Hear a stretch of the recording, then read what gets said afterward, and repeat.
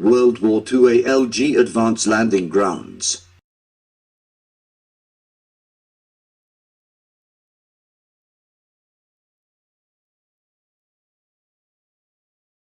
Following in the footsteps of both British and American Air Force engineers in the construction of these vital temporary airstrips during World War II.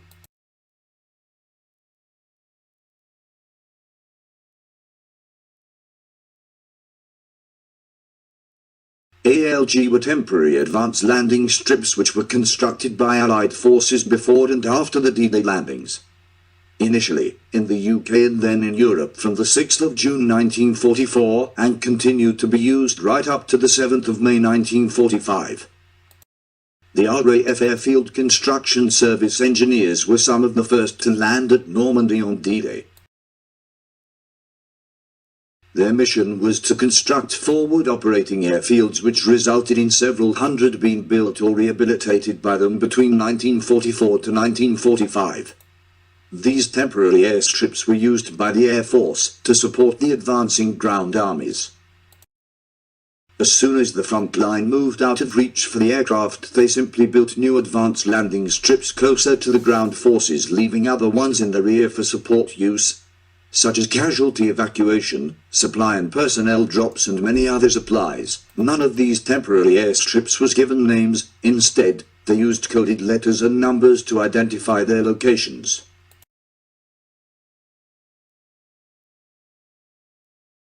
In the UK prior to D-Day they used AF and then numbers from AF 101 to AF 925 to identify airstrips around the country.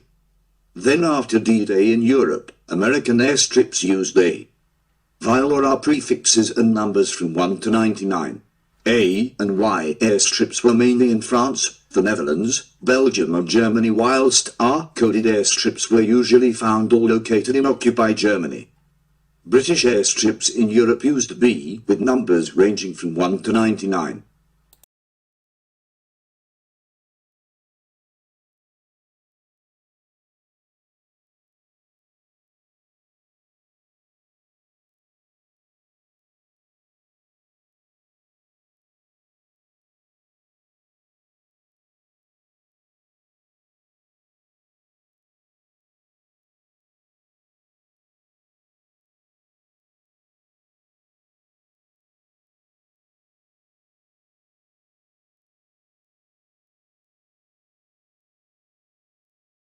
Construction materials.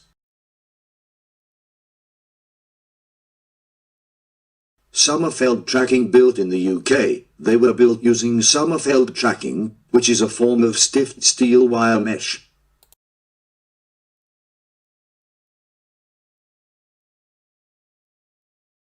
Square mesh track S&T was used in the first few weeks after the Normandy landings.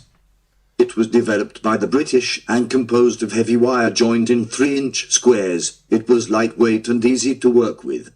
A landing strip for fighter planes could be laid like a carpet in under 7 days. Prefabricated Hessian PBS.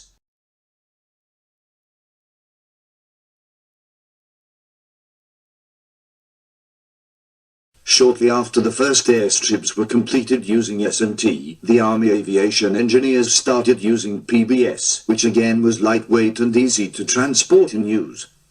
It also didn't produce dust clouds unlike that of S&T airstrips. It consisted of asphalt-impregnated jute which came in 300-foot rolls and was between 36 to 43 inches wide. It was laid by overlapping layers and sometimes even laid on top of S&T.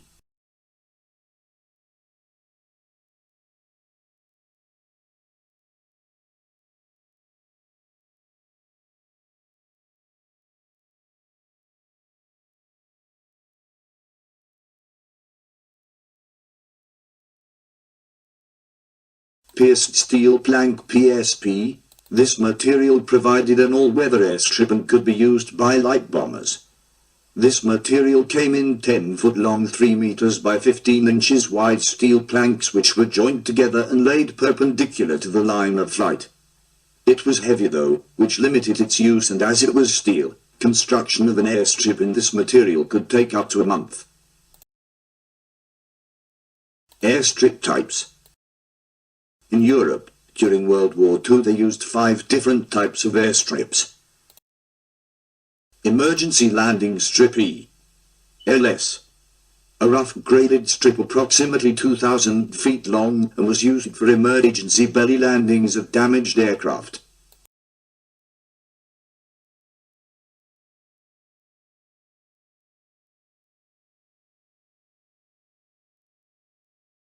Supply and Evacuation Strip S&D, a rough graded strip close to the front lines and used by Douglas C-47 to transport casualties to the rear as well as supplying munitions and supplies to the front line.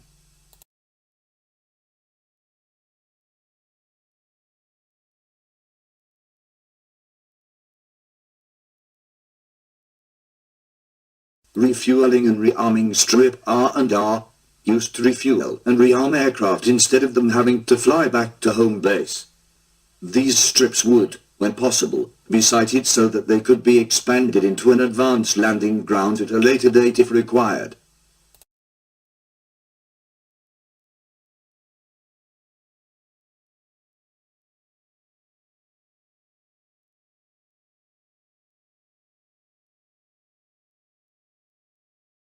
Advanced landing grounds.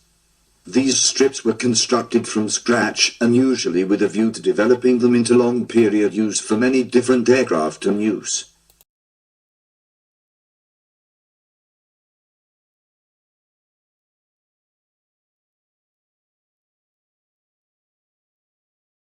Tactical Air Depots TAD. Several advanced landing grounds were expanded into this type of strip with the addition of hangars, shops, dispersal hard stands, roads and other facilities.